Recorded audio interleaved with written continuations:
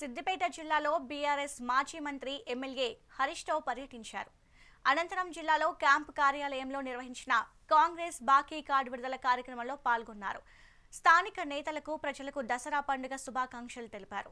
దసరా రోజున ప్రతి ఇంటికి కాంగ్రెస్ పార్టీ ఎంత బాకీ పడ్డారో ఇంటింటికి వెళ్లి బాకీ కార్డు ద్వారా ఇవ్వాలని సూచించారు. కాంగ్రెస్ చేతిలో మోసపడిన వర్గమే లేదని విమర్శించారు. ప్రతి రైతునకు కాంగ్రెస్ ప్రభుత్వం 75,000 రైతు బంధు బాకీ పడ్డని ఈ సందర్భంగా వివరించారు. కాంగ్రెస్ పార్టీ రైతులకు బాకీ పడ్డది. అదే విధంగా రైతులకు ఆ రోజు ఏం చెప్పిండ్రు, రైతుకి ఇస్తాం, కౌలు రైతుకి ఇస్తాం, ఇద్దరికి ఇస్తాం. ఒకరికిచ్చి ఒకరికి ఎగ్గొట్టుడు మాకు తెలియదు. మాకు అట్లాంటి పద్ధతి లేదు.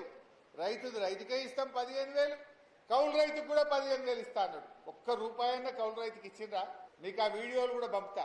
రేవంత్ రెడ్డి అన్నాడు, రైతుకిచ్చి కౌలు రైతుకి ఎగ్గొట్టాం, కౌలు రైతుకిచ్చి రైతుకి ఎగ్గొట్టాం, ఇద్దరికి రైతు బంధు ఇస్తా, 15,000 ఇస్తా, 2 పంటలు కాదు 3 పంటలకు ఇస్తా అన్నాడు. అలేదా?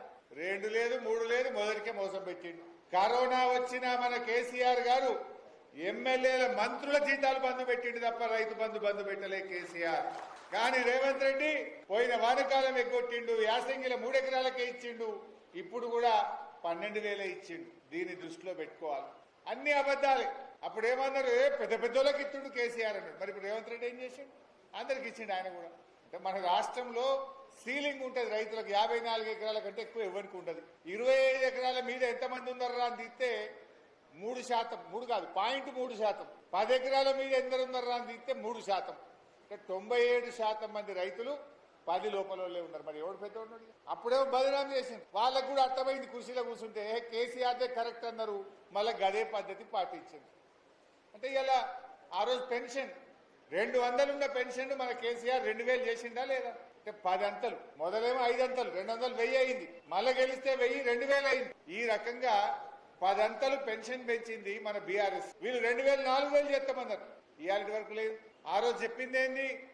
అత్తకిత్తం, కోడలికిత్తం. రేవంత్ రెడ్డి చెప్పిండు అత్తకిత్తమని కోడలికి ఎగబెట్టాం, కోడలికే, అత్తది అత్తకే. ఇక ఇందిరమ్మ రాజ్యం వస్తే డిసెంబర్లో 4,000 పడతాయవ్వా అని డైలాగులు కొట్టిండు. ఎలక్షన్ల ముందేమో రజనీకాంత్, ఎలక్షన్లు అయినాక గజనీకాంత్ అయిపోయింది రేవంత్ రెడ్డి.